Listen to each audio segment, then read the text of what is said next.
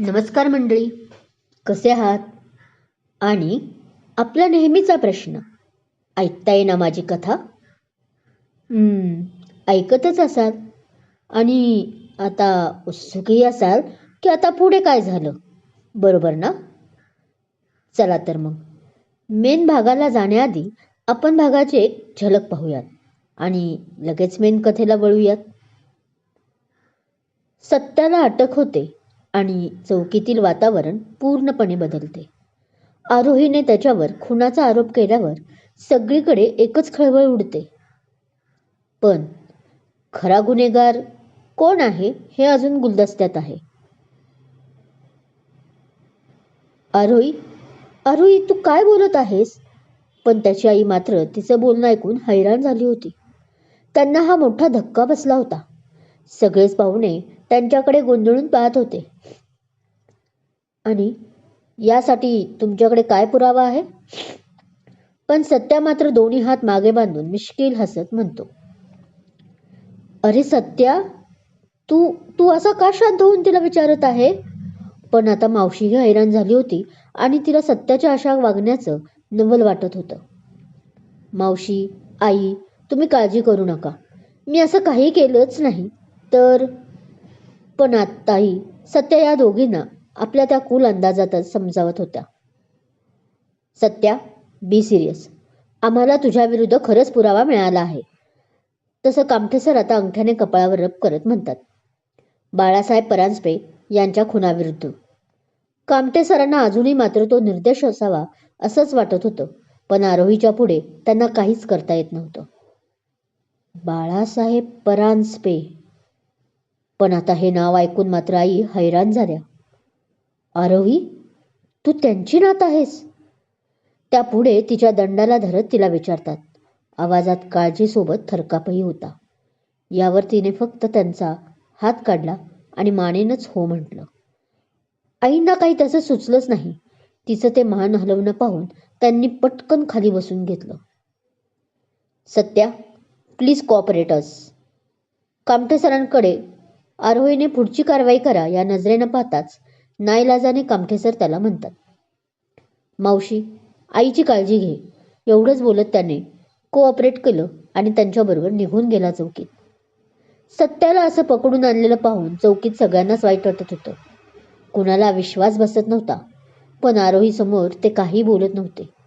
जेलमध्ये आल्यावरही जेव्हा सत्याला आरोही पहिल्यांदा सामोरी गेली तेव्हा सर्व राग तिने त्याच्यावर बेल्ट मारून काढला होता.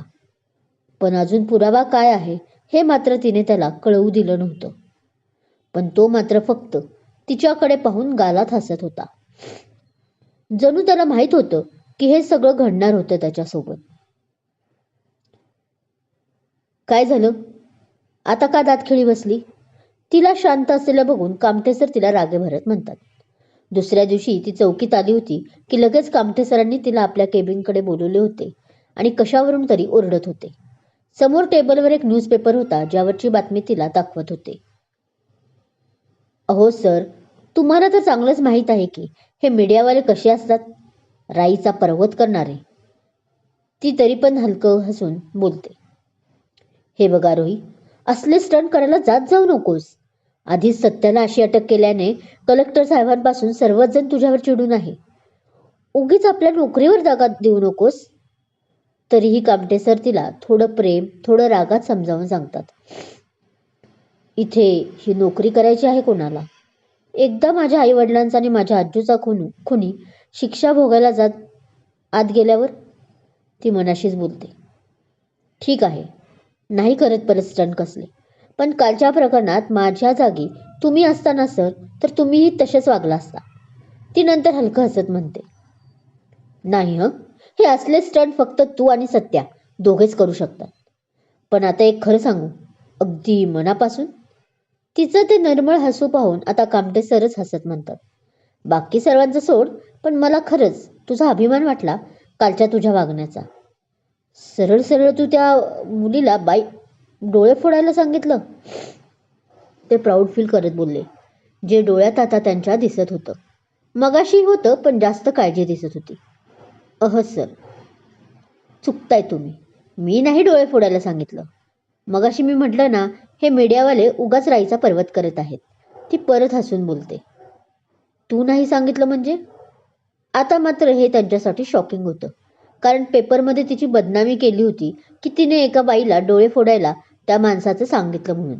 पण प्रत्यक्षात तर हे प्रकरणच वेगळं होतं ना. अहो सर, झालं असं म्हणून ती जे काही तिच्यासमोर घडलं होतं ते सर्व बयान करते.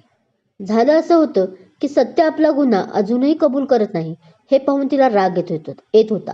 त्या रागातच ती संध्याकाळी घरी चालली होती की रस्त्यावर गर्दी जमली होती. तशी तिने आपली बाईक साईडला घेतली तर तिथे एका माणसाला 2 बायका आपल्या चपलीने खूप मारत होत्या. कारण हे होतं की तो माणूस आपली बायको सोबत असतानाही त्या दुसऱ्या एका बाईला त्याच्या त्या घाण नजरेनं पाहत होता. थोडक्यात नजरेनं बलात्कार केल्यासारखंच. हे तिला कळालं तसं तिने त्या माणसाच्या बायकोला विचारलं की तुला काय शिक्षा द्यायची ती दे, मी आहे. तेव्हा त्या बाईने आपली इच्छा व्यक्त केली की सर्व नवऱ्यांच्या लक्षात राहावं कायम, म्हणून मला माझ्या नवऱ्याचे डोळे फोडायचे आहेत ज्यांनी हे कृत्य केलं आहे. तसं आरोहीने गो हेड दिलं होतं. हां, म्हणजे मी फक्त त्या मुलीला आणि त्याच्या बायकोला पाठिंबा दिला, बस एवढंच काय ते मी केलं.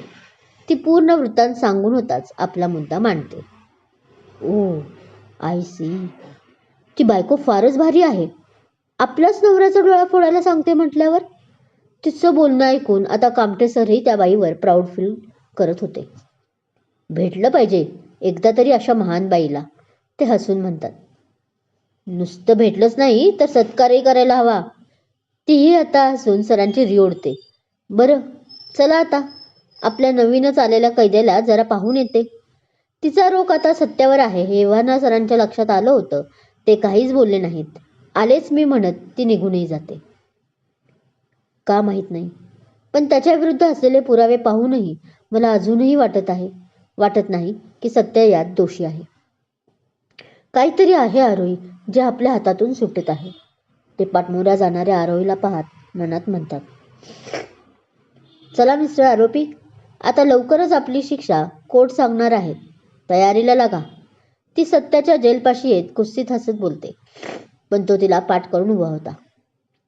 आरोही, मी अजूनही तुला सांगतोय, तुला हे खूप जड जाणार. कारण खरंच मी अपराधी नाही ग. तो आत्ताही तळमळीनं बोलत होता. बस तो दुसरीकडे पाहत असल्याने तिला त्याचं तळमळणं दिसत नव्हतं एवढंच. मला जड जाणार की नाही याचा विचार आपण नंतर करू सत्या सर. सध्या तुम्ही कोर्टात काय होणार याचा विचार करा. माझ्या आईवडिलांचा मारेकरी तर सुटला आत्महत्या करून, पण माझ्या आज्जूच्या मारेकऱ्याला मी असंच सोडेल असं वाटूनही घेऊ नका तुम्ही. तीही आता मगरूर भाषेमध्ये बोलत होती. तुला समजावून सांगणं म्हणजे अवघड आहे, पण माझं तुझ्यावर प्रेम होतं म्हणून मी बोलत होतो. पण हा शेवटचा प्रयत्न होता. बस इथून पुढे मी तुला काहीही सांगणार नाही, कारण सत्य लवकरच तुझ्यासमोर येईल. बस त्याला उशीर होता कामा नये. आणि राहिला प्रश्न तुझ्या आईवडिलांचा मारेकरी, तर तोही कल्परित होता की नव्हता हेही तुलाच समजेल. तो आता तिच्या डोळ्यात पाहून बोलतो. काय नव्हतं त्या डोळ्यात तिच्यासाठी? प्रेम, माया, काळजी सगळेच भाव होते तिच्यासाठी. पण आरोहीने ते भाव पाहायला तयार नव्हती ना. तिला त्याचं प्रेम समजून घ्यायचं होतं. पांडू काका, ह्यांच्याकडे स्पेशल असं लक्ष देताय ना? सरकारी माणूस आहे, जरा स्पेशल ट्रीटमेंट मिळाली पाहिजे आपल्याकडून. कसं? पण ती त्याचं बोलणं आता सपशेल इग्नोर करते आणि तिथेच उभ्या असलेल्या एका हवालदाराला बोलते. बिचारे हवालदार साहेब, त्यांना सत्याची काळजी कीव येत होती. चौकीचे लाडके अभिमान करावा असे हे साहेब म्हणजेच सत्य होता. हो हो मॅडम. पण आता हिला घाबरून पटकन हवालदार पांडू आपली मान हलवतात. गुड, ती हसून म्हणते. बरं, चला आता गाडीत काढा. आज सुनवाई होणार आहे कोर्टात जे जायचं आहे. पुढे हसून म्हणते. तसं जी मॅडम म्हणत तो निघून जातो. ड्रायव्हरला गाडी काढायला सांगतो. ती कुस्तीत हसत कटाक्ष टाकते, सत्याला पाहते आणि निघून जाते. थोड्याच वेळात आरोही बरोबर कामठे सर आणि अजून 2-3 जण त्याला घेऊन कोर्टात हजर होतात. सिनियर इन्स्पेक्टर सत्याविरुद्ध पुरावे सादर करावेत सरकारी वकिलाने. जज येताच ऑर्डर सोडतात तसे सरकारी वकील पटकन आपल्याजवळ असलेले पुरावे जजपाशी पुरावे देतात जे आरोहीने सबमिट केले होते. नुसत्या लॉकेटवरून आपण इन्स्पेक्टर सत्याला अपराधी मानू शकत नाही वकील साहेब. तुम्हाला सुद्धा माहीत आहे. वकील साहेबांनी आरोहीचं म्हणणं कानावर टाकताच जज साहेब हातात लॉकेट घेऊन बोलतात. असे सेम इनिशियल असलेले भरपूर लोक आपल्या भारतात तरी सापडतील. मग काय तुम्ही इन्स्पेक्टर आरोही संशयाखाली सर्वांनाच टाकणार का जेलमध्ये? आता न्यायाधीश साहेब खडा सवाल करतात आरोही समोर. तसा सत्या फक्त तिच्याकडे पाहून मिश्किल हसतो. खरंच ही बुद्धू आहे की मीच हिला जास्त शहाणी समजत होतो इतके दिवस. पण मनातही त्याला आश्चर्य वाटत होतं, कारण त्याला कालपासून वाटत होतं की अजून काहीतरी आहे ह्या लॉकेटशिवाय त्याच्या विरुद्ध पुरावा. म्हणून तो जरा रात्रीपासून अस्वस्थ होता की आता पुढे काय होणार. पण आता कोर्टमध्ये ही फक्त ती तेवढ्याच पुराव्यावर आली त्याला आरोपी म्हणायला सांगत होती. हे ऐकून तो हैराण झाला होता.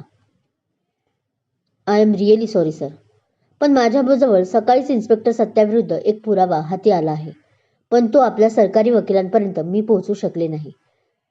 यासाठी मी माफी मागते आणि न्यायाधीश साहेबांना दिलगिरी व्यक्त करत तो पुरावा सादर करू इच्छिते आता. तशी ती कटघरात येऊन बोलते. डोळ्यात आता एक जग जिंकल्याचं हसू येतं. Yes of course, carry on. जज साहेब तिला तो पुरावा सादर करायला परमिशन देतात. तसं ती हसून आपल्या जवळ असलेला पुरावा सादर करते. तिच्या हातातला तो पुरावा म्हणजेच एक मोबाईल होता. तो पाहून मात्र आता सत्या चांगलाच घाबरतो.